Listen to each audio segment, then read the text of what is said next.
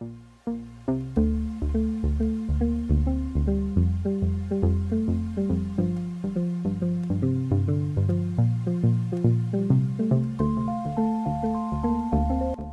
on peut le voir sur ces cartes, la résidence des étudiants étrangers de l'université Fudan se situe tout au nord du campus.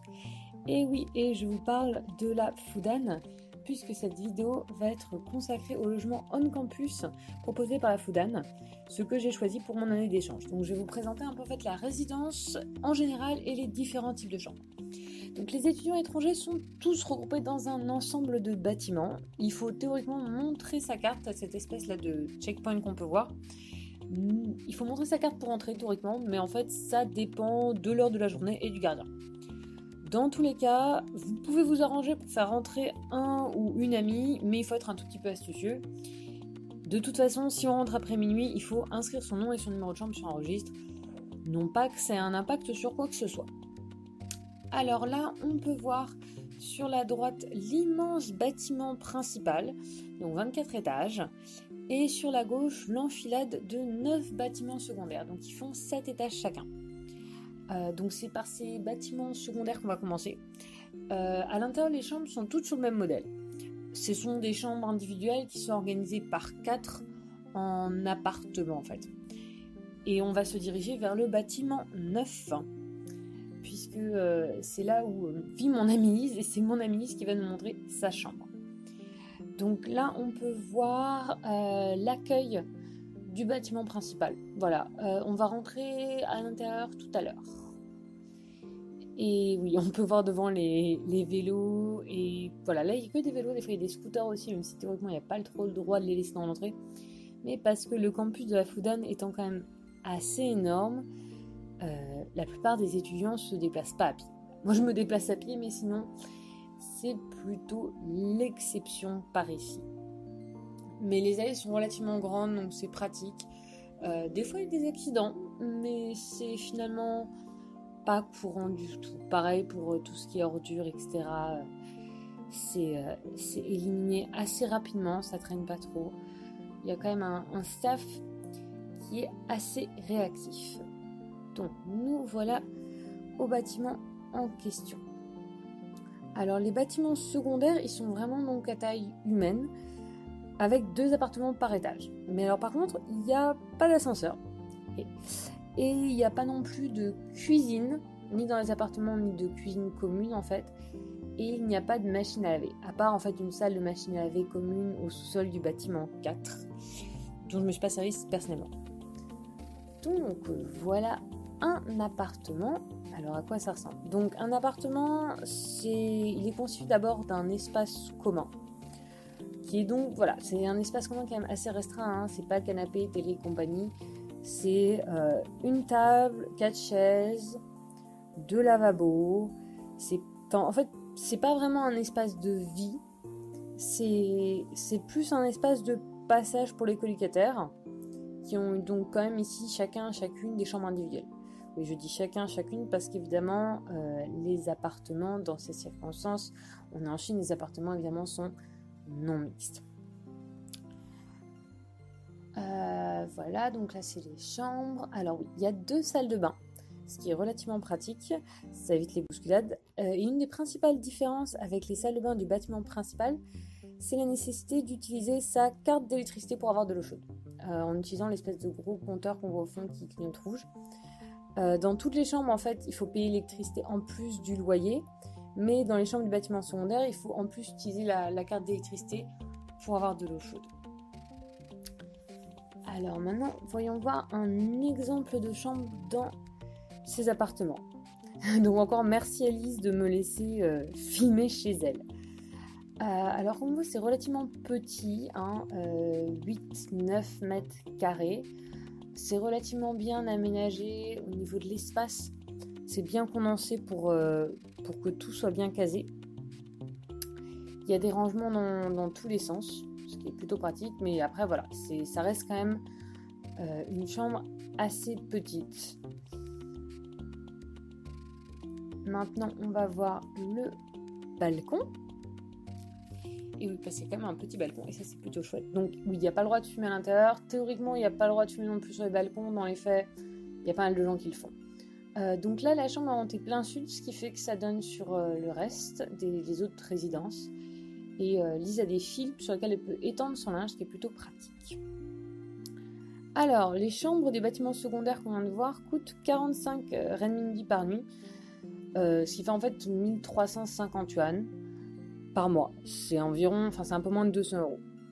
Mais ces chambres sont prioritairement attribuées aux étudiants boursiers. Donc oui, si vous obtenez la bourse du gouvernement chinois, en fait, c'est là que vous aurez automatiquement une chambre de réservée. Après, vous pouvez payer un supplément pour avoir une chambre dans ce bâtiment principal qu'on voit là, mais c'est plus compliqué. Alors, on rentre et voici le lobby sud du bâtiment principal. Là, c'est l'accueil. Là où vous pouvez payer pour l'électricité, où il y a tous les services pour demander une maintenance, s'il y a un truc qui marche pas, etc.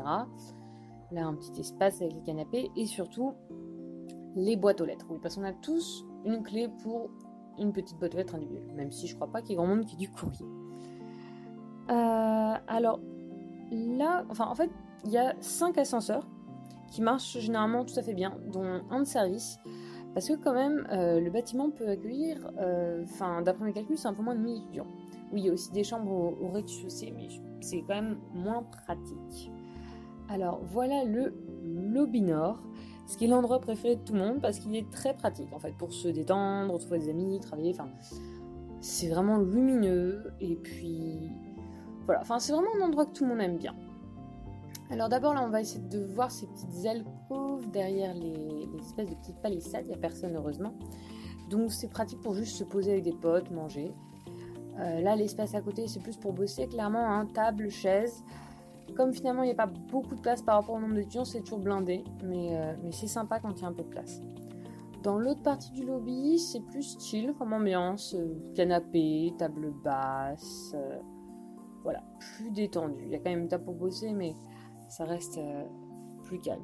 Et surtout, il y a la supérette.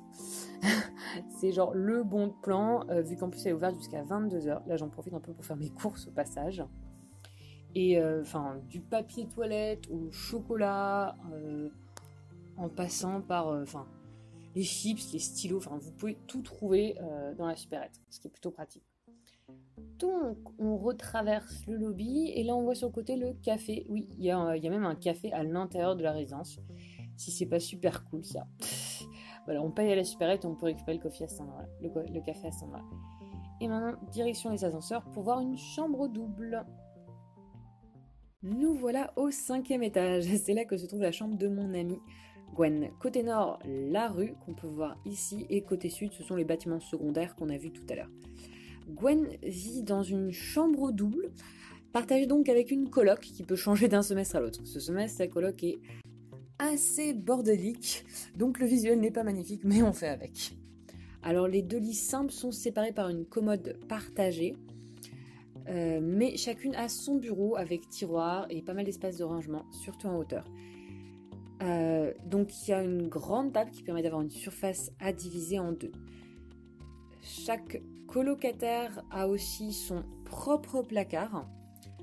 Donc là, comme on va le voir, les placards sont assez spacieux en fait.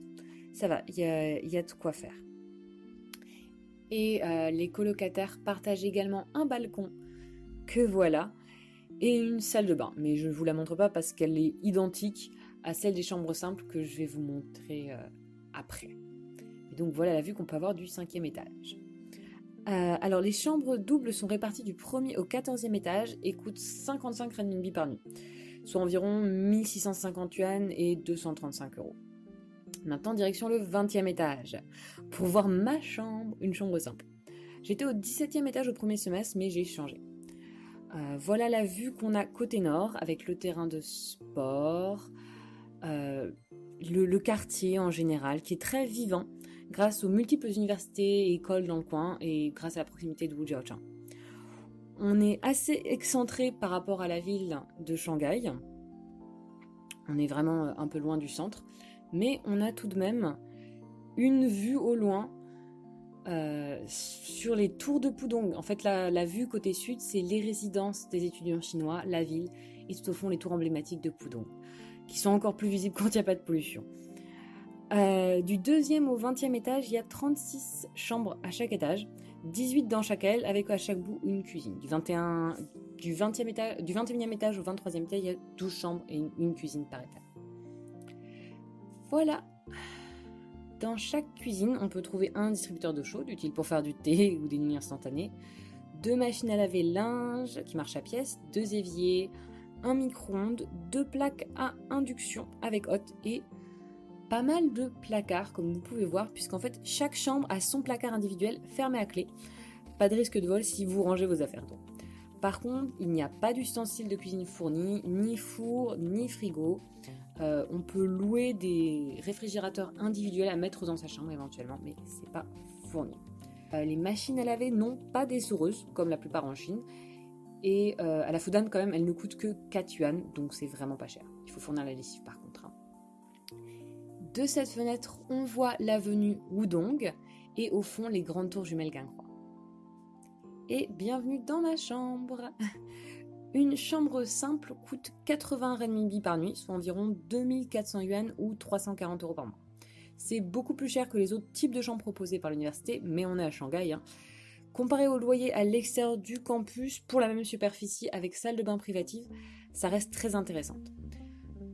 Comme toutes les chambres, elle vient meublée, mais c'est très dépouillé de base, donc j'ai pas mal personnalisé et je vais maintenant vous montrer plus précisément comment, avec mes petites astuces d'aménagement et de rangement. Alors, pour parler un peu des rangements, donc un crochet ici pour la veste que je mets dans la vie de tous les jours, un crochet ici pour ma carte, mes papiers, histoire d'être sûr que je les oublie pas. Donc là, généralement, c'est la partie où j'enlève mes chaussures et où je mets mes chaussons. Donc quelques petits crochets pour mettre les foulards et le manteau. Plein de petites photos sympas. Alors, de quoi accrocher mes bijoux. Donc là, c'est mon point bijoux, lunettes de soleil. Ça, ce sont les pièces qui me permettent... en fait, c'est des petits tas de 4 pièces de 1 qui me sont utiles pour la machine à laver. Les petits trucs que je dois toujours avoir avec moi quand je sors. Les gants, les mouchoirs. Alors ça, c'est l'étage un peu toujours en bordel. Les stocks de mouchoirs, les médicaments, les bonbons anti-moustiques et désinfectants. Ensuite, on a les 2 étages de chaussures avec tout ce qui est produit pour en prendre soin et papier, enfin sac plastique, donc la poubelle, le balai. Alors ensuite, on a alors le sèche-cheveux. Alors j'ai mis le sèche-cheveux ici parce que la prise qu'il y a dans la salle de bain, que je vous montre après, ne marche pas. Donc c'est le coin nourriture. Donc on a un réservoir à eau. Alors ceux-là en fait on peut les louer. On les loue, en fait on peut les louer, donc il y a un bureau spécial où on peut aller pour les louer et qui vendent aussi des espèces d'énormes bonbonnes d'eau. Alors là c'est pas les bonbonnes d'eau qu'ils vendent, en fait ils les amènent directement, ce qui évite d'avoir à transporter les grosses bonbonnes d'eau, mais en ce moment je n'en ai pas. Et donc avec un distributeur pour l'eau chaude, un distributeur pour l'eau froide, la bouilloire, la petite cagette avec tous mes trucs de nourriture, ça me permet d'avoir du thé. Tout le monde a ça. En Chine, puisque tout le monde boit tout le temps du thé. Ça, c'est un gros réservoir d'eau chaude, ce qui est bien pratique si pour une quelconque raison, enfin, je peux le remplir au distributeur d'eau chaude qui est dans la cuisine. Un bout thermos. Alors là, on a ma boîte pour le linge sale, les gants, les Tupperware diverses et la vaisselle, les bols, baguettes, etc. Alors ça, là, c'est le placard dans lequel je stocke mes serviettes et mon linge. C'est un peu le tiroir de fourre-tout. Donc le petit coin avec des plantes vertes, parce que j'aime bien avoir des plantes vertes. Un coin rangement. Alors, du côté du bureau. Donc là, on a un tiroir dans lequel il y a en fait la box et des papiers un petit peu brouillons. Là, alors, le casier où il y a tous les sacs plastiques. C'est un peu un rangement, enfin un espace de rangement supplémentaire, je ne me sers pas trop. Mes bouquins du semestre dernier. Là, il y a un petit tiroir qu'on peut fermer à clé. Donc pour mettre les papiers, etc., si on n'est pas à l'aise, moi concrètement, c'est un peu mon bazar de câbles, cartes que je n'utilise pas, etc. Donc ensuite, toujours avoir des petites photos de quoi se sentir à l'aise. Donc voilà, petite bougie, pot pourri, photo, une petite horloge. Voilà mes petits machins, les livres de cours, et oui parce que quand même on est là pour travailler, et tout ce qui est livres divers et variés, guides touristiques. Ah oui, et ça c'est une bouillotte panda, trop mignonne. Un Uno, un loup-garou, voilà, le nécessaire quoi. Donc effectivement, donc c'est là que j'étudie, ça fait quand même une grande table, un bon espace. Après étant donné que je mange régulièrement dans ma chambre, soit je peux manger là, soit je peux manger dans cet espace qui est exprès libéré. Donc, le lit, qui est... Alors, le matelas de base est pas du tout confortable, donc j'ai acheté 2 matelas supplémentaires. Donc ça, c'est le matelas qui est fourni avec le lit. Mais comme il est extrêmement rigide et les lattes sont... Enfin, c'est du bois dur, donc j'ai un matelas supplémentaire et un deuxième matelas. Voilà, plus des petits coussins pour être bien à l'aise. Et ça, c'est mon coin à sac à main. Voilà, parce qu'il me faut un coin pour mes sacs. Forcément. La petite horloge à petite lampe, une sorte de petite table de chevet. Alors, donc j'utilise le dessus du placard pour stocker mes valises. Alors, au niveau du rangement du placard, on a quand même donc pas mal d'espaces de rangement dans ces chambres qui sont assez spacieuses. L'espace de rangement qu'on a est le même que dans les chambres doubles, mais plus grand que quand on est dans une chambre simple. Donc là, en haut, des petites boîtes comme ça avec des compartiments, ce qui est bien pratique pour ranger. Pareil, un autre truc de rangement pour pouvoir avoir tout là, un manteau dont je me sers assez peu, et là voilà, juste plein de cintres et plein de vêtements. Oh, et un genre de petits tricks, de petits hacks que j'avais trouvé dans une autre vidéo d'une autre youtubeuse. C'était ce genre de cintres qui donc sont pratiques pour avoir tous les pantalons qui vont rester donc relativement en plus, qui vont pas trop se froisser. Et l'avantage c'est que en matière d'espace dans le placard, ça prend en fait ça prend la place d'un seul cintre et on a tout dessus et on peut tout voir rapidement. Voilà. Au final, c'est largement suffisant, très largement suffisant. Donc évidemment, on a un petit miroir. Coucou! Voilà ce que ça donne au niveau du rangement. Alors, de base, on a la chambre vraiment assez nue, mais avec suffisamment de rangement pour faire quelque chose. Si on passe à la salle de bain. Voilà. Alors ça a été mis par les précédents propriétaires. Ça, bon, voilà, on fait avec.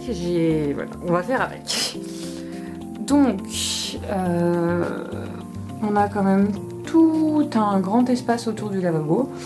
Donc, je me suis acheté à Walmart cette espèce de truc en métal qui à la base est censé être, je pense, pour tout ce qui est vaisselle. Mais moi, je l'ai aménagé avec des petites boîtes à Tupperware en fait, pour en faire un espace de rangement, maquillage, produits de beauté. Une petite boîte pour brosse à cheveux, de quoi mettre le savon. Alors, tous les masques, j'ai ramené ça de Corée du Sud, le gros paquet, vernis à ongles, petite horloge supplémentaire, coton, etc. Alors, voilà, on a une baignoire. Voilà, une baignoire, c'est quand même relativement sympathique. Le chauffe-eau est juste là. Il peut y avoir des problèmes éventuellement de chauffe-eau, mais bon. Dans ces chambres-là, l'eau chaude marche comme ça, il n'y a rien besoin de changer, modifier. Il y a des réseaux de douche qui sont fournis dans un état plus ou moins correct. Dans cette chambre-là, ils sont plutôt corrects. Voilà. Les crochets, en fait tout ce qui est crochet n'est pas fourni avec la chambre, hein. C'est les précédents propriétaires qui peuvent les laisser. Vous pouvez en acheter si on n'a pas assez à votre goût. Donc un petit verrou évidemment. En dessous, alors moi je m'en sers comme espace de stockage pour évidemment les rouleaux de papier toilette, la bassine dans laquelle je mets la vaisselle à laver, poubelle, produits pour laver le linge. Voilà, voilà.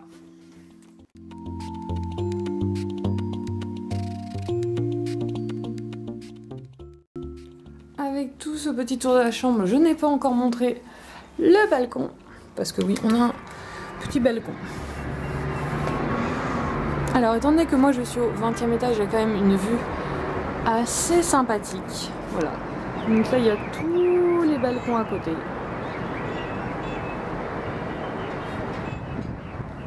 Voilà. Donc c'est le genre de vue qu'on peut avoir quand on est plein nord au 20e étage. Voilà. La plupart des gens utilisent leur balcon pour étendre du linge. Dans mon cas, c'est pas équipé pour, j'ai pas les fils. Mais après tout, effectivement, c'est quelque chose que je pourrais arranger. Voilà, généralement, moi je fais juste sécher mes vêtements à l'intérieur parce que le vent, etc., je trouve ça plus pratique. Oui, et ceci est la plante que j'avais dans le précédent chambre, que j'ai laissée toute seule pendant les vacances, elle n'a pas trop aimé.